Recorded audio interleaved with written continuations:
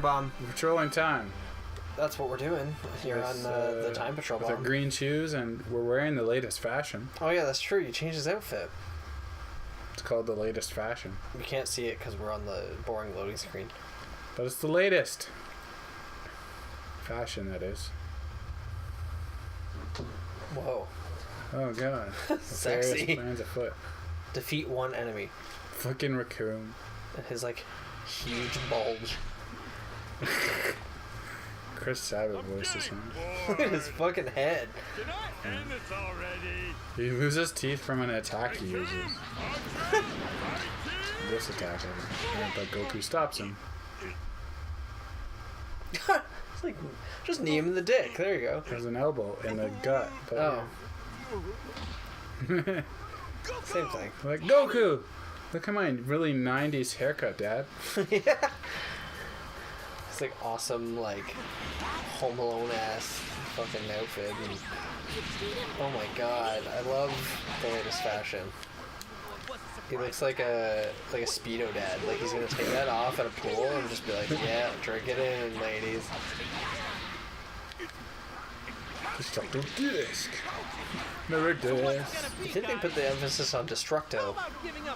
It's not really the disc that's impressive about it, it's the fact that it destroys things. No, it's not. It's the disc. What's that guy? Oh, that's Jace. I thought it said Janice. I was like, who's that can Janice? destroy things too, but the Destructo disc is the only disc that destroys things. Other than Frieza has like his own Destructo disc that he just doesn't call anything. He just like and he chops himself up with it. Because he's evil. Oh my god!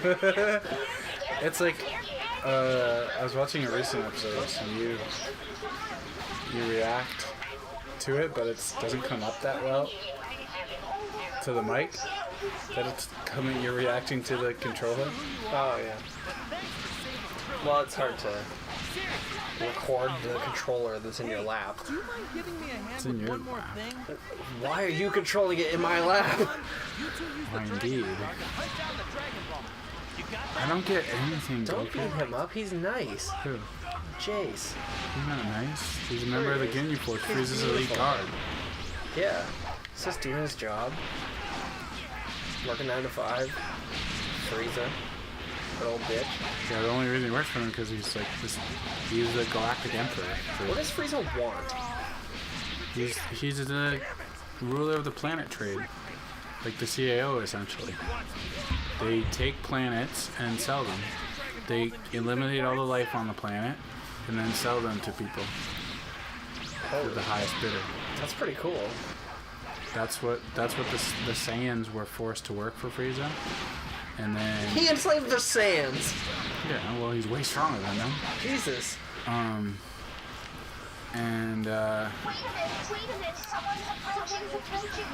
so that's why they heard because you can scan people's scouters. So Frieza knew about the Dragon Balls on Namek by listening to the Saiyans on Earth, Nappa and Vegeta, listening to their scouters. So that's the only reason he came to Namek, for the Dragon Balls. Huh. Yeah, but yeah, he's the Galactic, and so he enslaved the Saiyans to do his bidding. They were members of the Planet Trade Federation. The Trade Federation. Basically. Well, what's his nuts is essentially Darth Vader. Frieza? Yeah. And Toriyama said basically his inspiration for Goku was, in Dragon Ball it was more, there's a Japanese story of the little monkey boy or something like that. But Dragon Ball Z, the inspiration for Goku is Superman. Yeah. Because it's a little boy with superpowers. He falls to Earth and he's the last of his species, and he has all these amazing powers. And It's just that, I don't know, did they ever really tap into, well, I guess they probably didn't, like Goku feeling like an outcast because of that? no, well, like Because he always seemed to be surrounded by friends and people who liked him. him because he's cool. Yeah, well, because that's the most He's the interesting hero. thing about Superman is that his weakness is his lack of humanity, or like his want for humanity. Like it's, you know, he wants to 'cause belong. Goku grew up in the woods with his grandpa, who just was the guy that found him in the space pod, but he bumped his head or whatnot, but so he forgot that he was a Saiyan. But that's convenient. he just thought he just lived on his own with his grandpa, right? And so when he meets Bulma, and he's just like, "What are you talking about?" Like when he sees his tail, he's like, "What are you talking about? All boys have tails." And because he just assumes, and she's like, Bulma had at that point had never seen a boy naked, right? So she's like in her head, maybe all guys do have tails. She doesn't know. She's a little kid, and see, that was Jesus, you're getting worse and worse. yeah. Well, and you know, you gotta lose some to win some. Yeah, that's the saying. Yeah.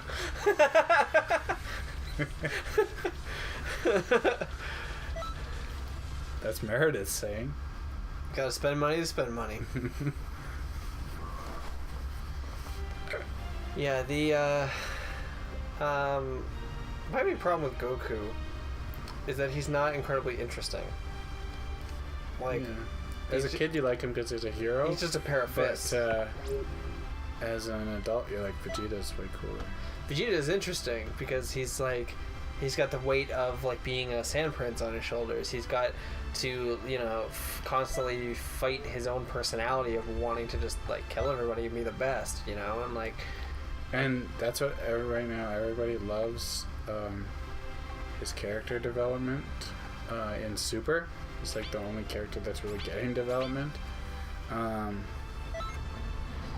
Because now he's so much more of like mellowed out, and he's become like a family man. And like he's fighting for, like they just did a father-son Gallic gun with Future Trunks and Vegeta.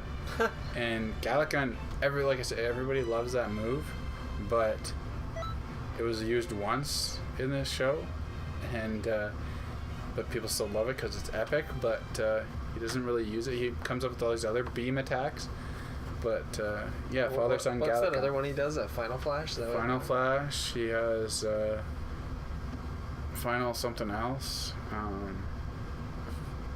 Final. He activates Destiny Ward. Final.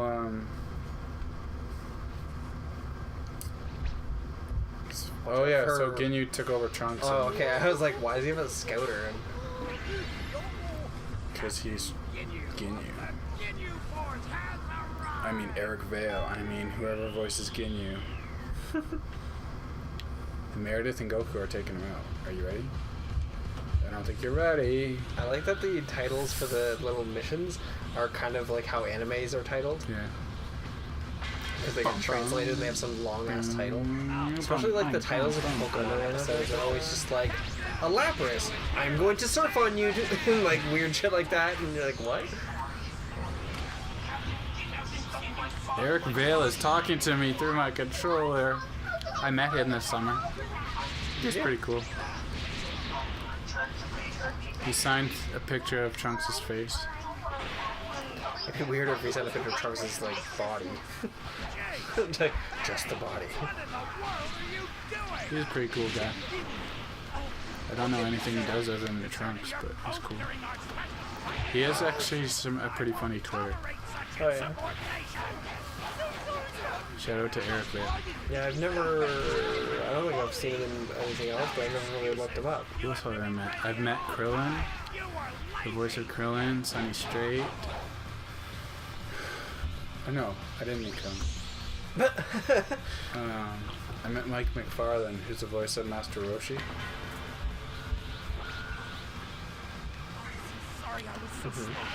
And I met Sean Chanel and Chris Sabat. Right. Chris Sabat screamed, yes, it's incredible. Yeah, referencing Piccolo, but David made him do that. That was pretty awesome. And he said, yes, I can do this. Yeah, oh yeah, that's right. That's my favorite like, Piccolo line. It's like that clip of him just like screaming and like pulsating and just doing it. It's so like, much better than over 9,000. oh my god, yeah, it's so intense and just insane. And it's sad when people ask Sabat to do over 9,000 because that wasn't him. Like, he says over 9,000, it's over 9,000, but the meme version of it was the Canadian dub guy. The ocean dub thing, yeah.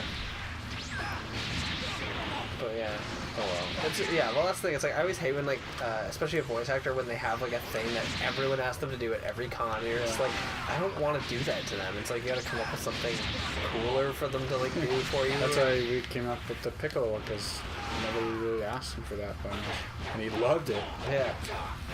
And Sean Jamella asked him a question that was pretty cool about the recent movie that was recent at the time, and I'm very much lobbying for Kara Edwards to be at Fan Expo next year. And who does she do? She does Goten and Videl. And as a kid, I had a big crush on Videl, and Kara Edwards basically looks exactly like Videl, except she's like in her 30s. She's still gorgeous, and that's also why I want her at Fan Expo. But, despite her being ancient in her 30s, she's gorgeous. I didn't say she's ancient. But she looks just like Videl, like if Videl would have grown up, I think.